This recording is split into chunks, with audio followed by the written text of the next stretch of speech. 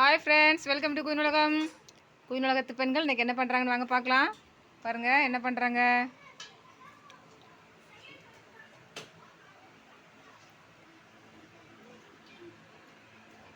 இது வந்து வெடிகோஸ்.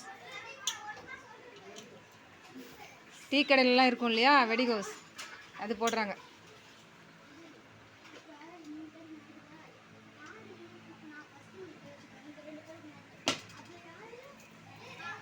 சாப்பிட்டீங்களாப்பா?